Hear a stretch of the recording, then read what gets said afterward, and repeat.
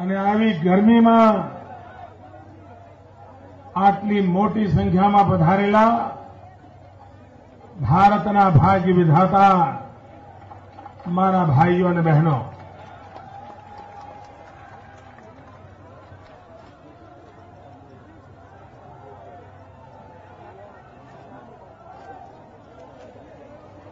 ભાઈ હવે જગ્યા છે નહીં, તમે ક્યાં જશો?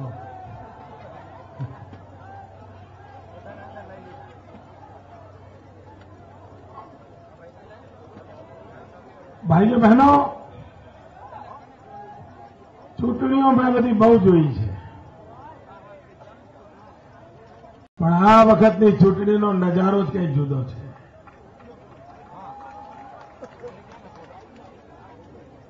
આ પહેલી ચૂંટણી એવી છે જે કોઈ પોલિટિકલ પાર્ટી નથી લડતી, કોઈ ઉમેદવાર નથી લડતા. દેશની જનતા જનાર્દન આ ચૂંટણી લડી રહી છે.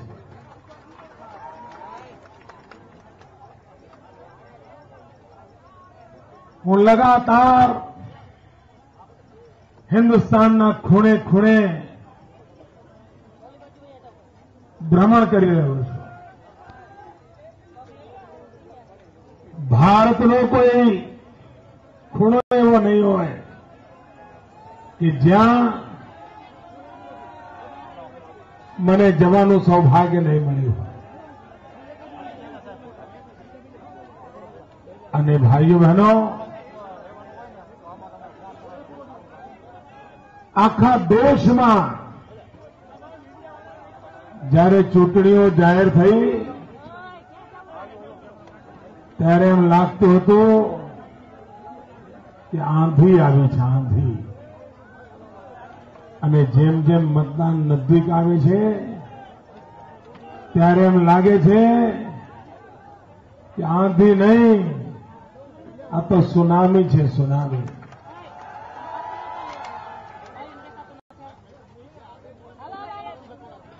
અહીંયા શું તકલીફ છે ભાઈ? તમને આ ખૂણામાં શું તકલીફ છે?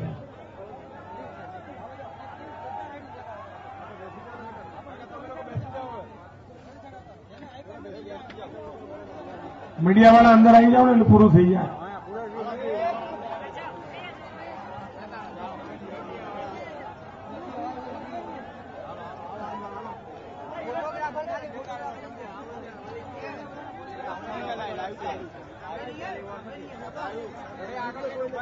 ધીમે અને મક્કમ ગતિ આવી જાવ બધા.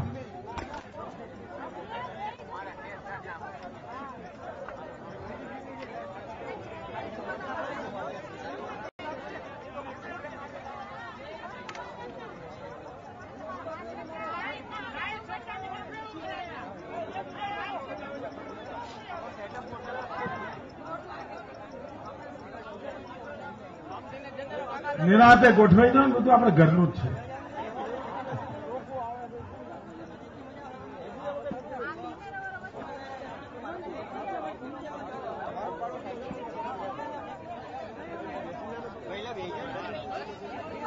લો ઝપાટો કરો ભાઈ.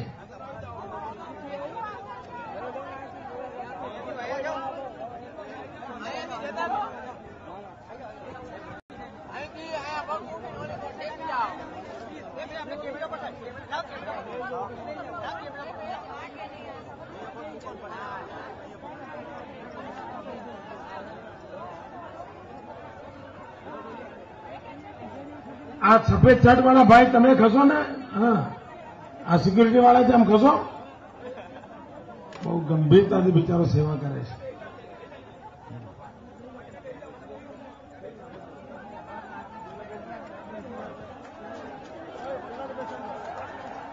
એ તમારી તકલીફ મને ખબર પડે છે, પણ તમને મારી નથી પડતી.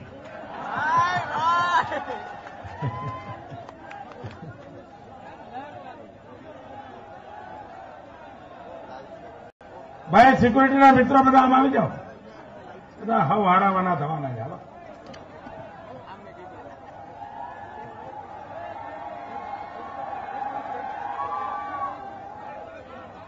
ભારત માતા કે. ભાઈઓ બહેનો, આખા દેશમાં આજે સુનામી છે. અત્યાર સુધીમાં લગભગ 232 લોકસભા સીટોનું મતદાન થયું છે. હિન્દુસ્તાનના લોકસભાની ચૂંટણીના ઇતિહાસમાં આટલું ઊંચું મતદાન ક્યારેય થયું નથી. કટોકટીના કાળમાં આટલો લોકોનો ગુસ્સો હતો, તેમ છતાંય આટલું ભારે મતદાન નથી. ભાઈઓ બહેનો, 232 સીટોના મતદાનના જે વલણો જોવા મળે છે, અને હું દેશભરમાં ફરતો હોઉં છું તો મને બરાબર સમજણ પડે છે.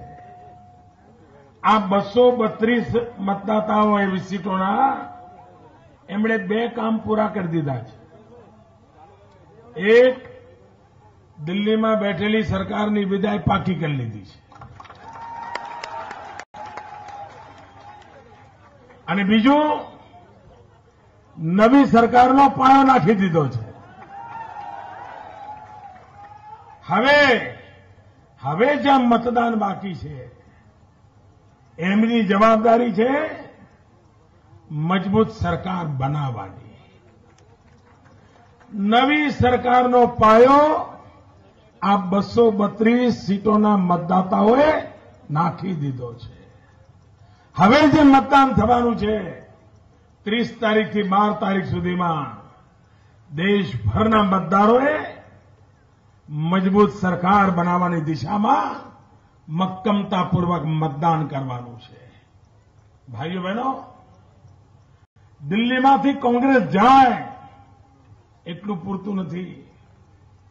આપણો ગુજરાતનો અનુભવ છે કે આપણે હિંમતભેર આગળ વધી શકીએ છીએ, નિર્ણયો કરી શકીએ છીએ. એનું કારણ શું? એનું કારણ એ છે કે લગભગ દરેક ચૂંટણીમાં ગુજરાતની જનતાએ મને લગભગ 2/3 બહુમત આપ્યું છે. અને પ્રજાનું આટલું સમર્થન હોય તો કામ કરવાની હિંમત રહેતી હોય છે, કામ કરવાની તાકાત રહેતી હોય છે. ભાઈઓ બહેનો, દિલ્હીમાં પણ મજબૂત સરકાર જોઈએ. માત્ર કોંગ્રેસ જાય અને આપણે આવી જઈએ એ આપણો મકસદ નથી. માત્ર ખુરશી શોભાવવા માટે આપણે જન્મ્યા જ નથી. આપણે તો મજૂરિયા નંબર 1. આપણા નસીબમાં જ મજૂરી લખાઈ છે, અને આ ભારત માતાની સેવા માટે હજુ જેટલી મજૂરી કરવી પડે, આ શરીર, મન, બુદ્ધિ બધું તૈયાર છે. પણ એના માટે પાર્લામેન્ટમાં 300 કરતા વધારે કમળની તાકાત જોઈએ. અને આ 300 કરતા વધારે કમળ લાવવા માટે ગુજરાતે તો સૌથી મોટી જવાબદારી ઉપાડવી પડે. પાકે પાકો? વાહ ભાઈ વાહ.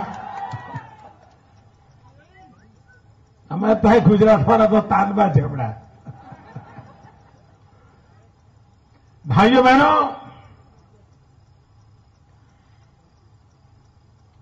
નાની નાની વાતો જુઓ. આપણે, તમે મને કહો, આ દિલ્હીમાં આ ગુજરાત વિરોધી સરકાર ના હોત, આ નર્મદાનો જે પ્રશ્ન અટવાયો છે એ અટવાયો હોત? ડેમનું કામ થયું હોત કે ના થયું હોત? જરા બોલો તો. ગેટ લાગી ગયા હોત કે નહીં? ડેમમાં પાણી ભરાયું હોત કે નહીં?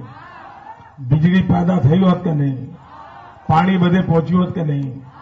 આપણી સૌની યોજના, આખા સૌરાષ્ટ્રને લીલુંછમ કરવા વાળી યોજના પૂરવેગથી આગળ વધી હોત કે નહીં? આ બધાને બૂચ કોણે માર્યો? આ રોક્યું કોણે? આ ગુજરાત વિરોધી દિલ્હીની સરકારે. ભાઈઓ બહેનો, દિલ્હીમાં આ સરકાર હવે આવે એટલે તમારે સમજી જ લેવાનું થાય, પાંચે આંગળી ઘીમાં લીલા લે. અને આપણે તો ગુજરાતીઓ પાક્કા હિસાબ કિતાબ કરવા વાળા માણસો, આપણને તો બધી સમજણ પડે કે મોસાળમાં ભોજન હોય ને માં પીરસનારી હોય.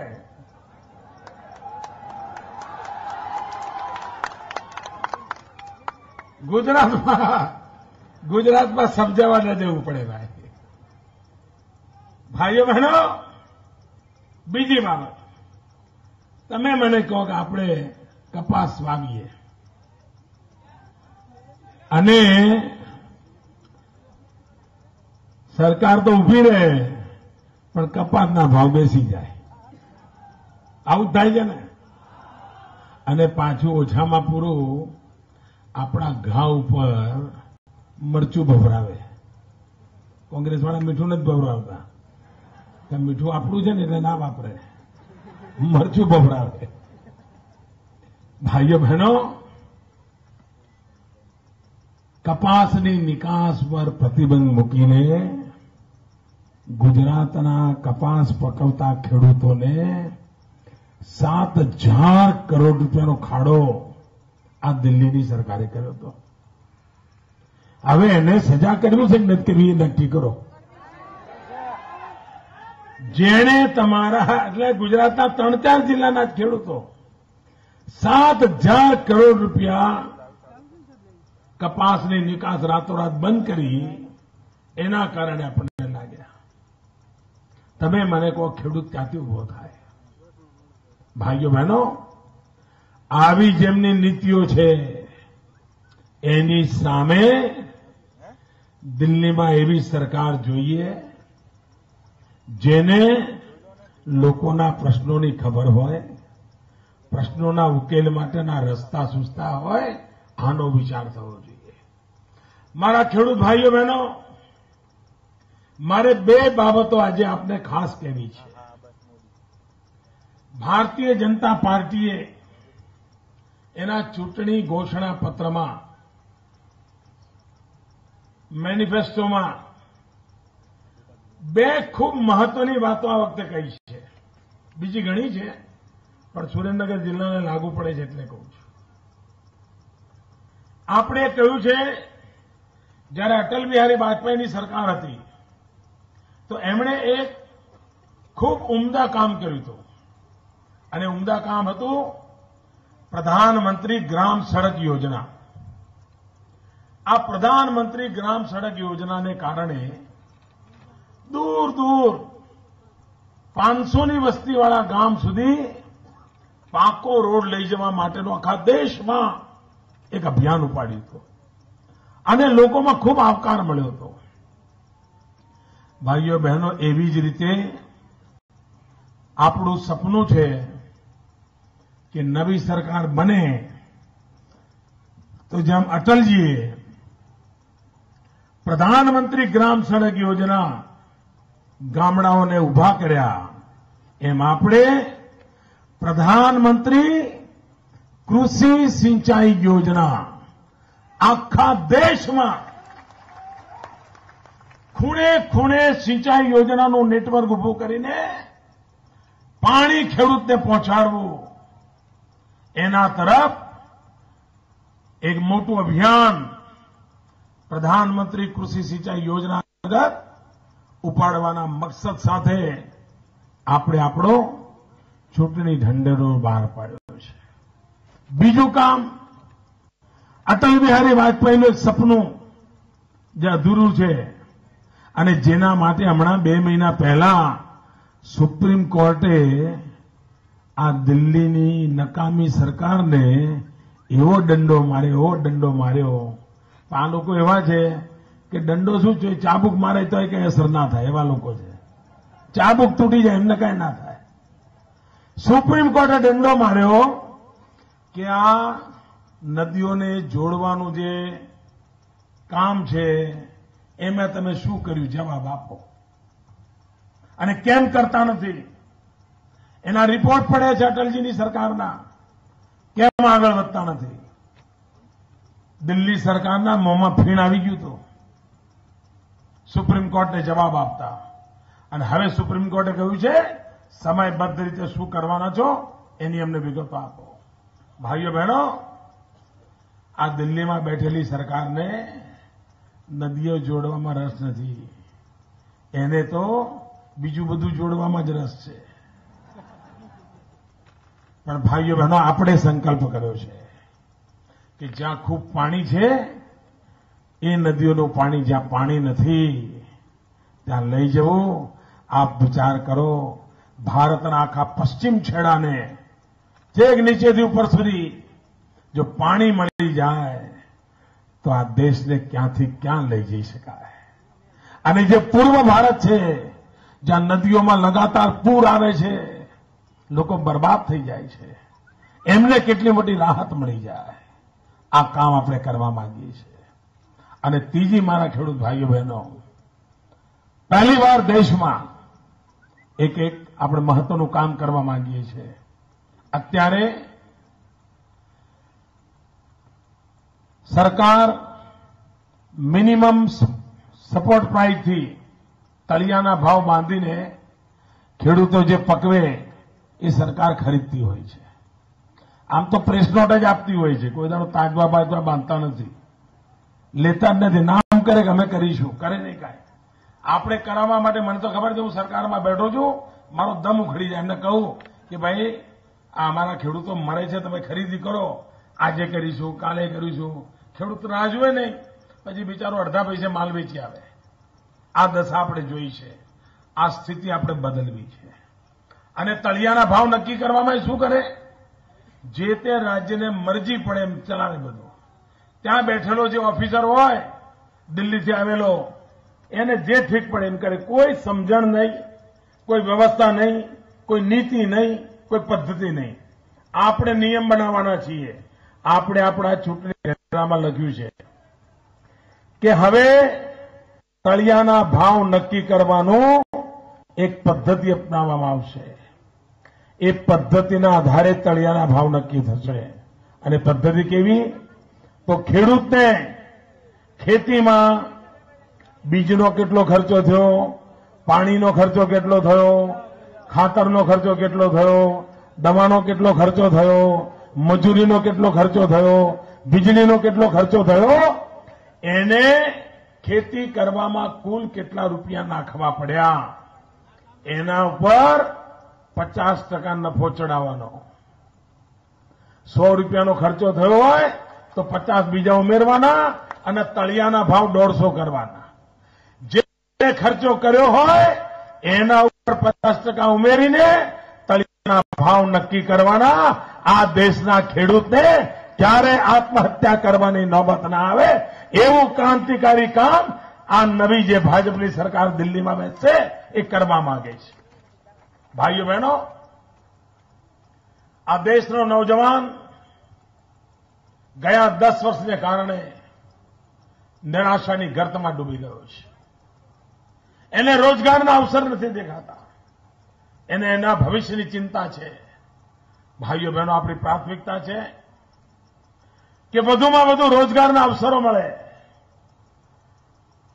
અને આ કોંગ્રેસ પાર્ટી છેતરપિંડી કરવામાં એવી માહિર છે. તમે જો ચૂંટણીમાં એમના બધા નેતાઓ અહીંયા ફરે છે, એકે સવાલનો જવાબ નથી આપતા. એમણે એમના ચૂંટણી ઢંઢેરામાં ગઈ વખતે કહ્યું હતું કે 5 વર્ષમાં 10 કરોડ નવજવાનોને રોજગાર આપશે. તમારામાંથી કોઈ છે ભાઈ જેને દિલ્હી સરકારે રોજગાર આપ્યો હોય? બધા બોલો તો ખબર પડે ને. દિલ્હી સરકારે તમને કોઈને રોજગાર આપ્યો છે ભાઈ? તમારા ગામમાં કોઈને આપ્યો છે? તમારા મોહલ્લામાં કોઈને આપ્યો છે? તમારા સગામાં કોઈને આપ્યો છે? 10 કરોડ લોકોને રોજગાર આપવાનું કહીને વોટ પડાઈ ગયા. હવે તમે જાણો ને તમારું કામ જાણે, આ એમના ધંધા છે. ભાઈઓ બહેનો, અટલ બિહારી વાજપેયી એમની સરકાર 6 વર્ષ ચાલી હતી. 6 વર્ષમાં અટલજીની સરકારે લગભગ 6.5 કરોડ લોકોને રોજગાર આપ્યા હતા. 6.5 કરોડ લોકોને. અને આ મા બેટાની સરકાર, આ મા બેટાની સરકારે 10 વર્ષમાં માત્ર 1.25 કરોડ 1.5 કરોડ લોકોને જ રોજગાર આપ્યા છે. તમે મને કહો ભાઈઓ, આ પ્રકારે ઠગાઈ કરવાની ટેવ હોય, ધોખા કરવાની ટેવ હોય, એનાથી દેશના યુવાનોનું ભલું થશે? ભાઈઓ બહેનો, આપણો સંકલ્પ છે દેશના નવજવાનોને રોજગાર મળે, કિસાનોને પાણી મળે, વીજળી મળે, ખેડૂતો જે પકવે એના પૂરા પૈસા મળે. વિકાસને માટેનો મકસદ લઈને આપણે ચાલ્યા છીએ. ભાઈ દેવજીભાઈ ભારતીય જનતા પાર્ટીના ઉમેદવાર છે.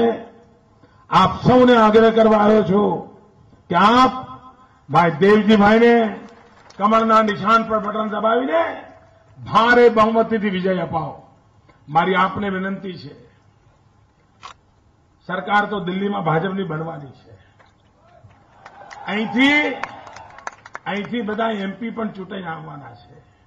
પણ કોઈ ગુજરાતીને એવો વસવસો ના રહેવો જોઈએ કે હાલું સાહેબની સરકાર તો બની ગઈ, ભાજપની સરકાર તો બની ગઈ, પણ અમારા ત્યાં લગ્ન હતા એટલે મારો મત આપવાનો રહી ગયો. એવું ના થવું જોઈએ.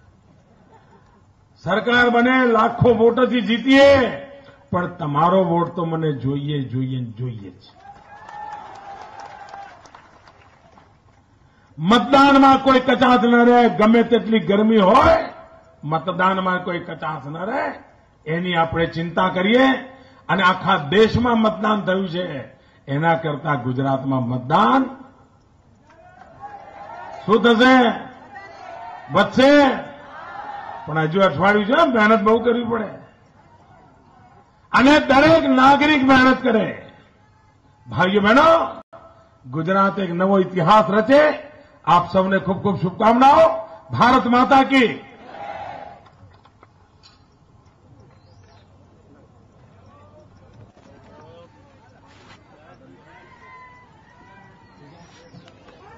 भारत माता की.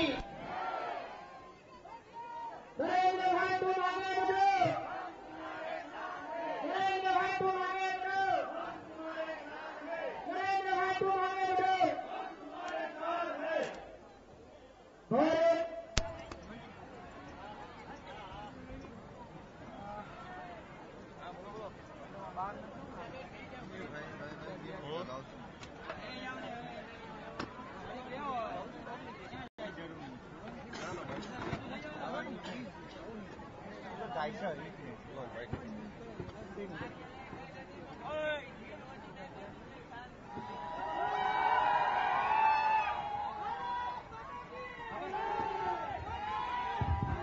સૌનો ખૂબ ખૂબ આભાર. ભારત માતા કી.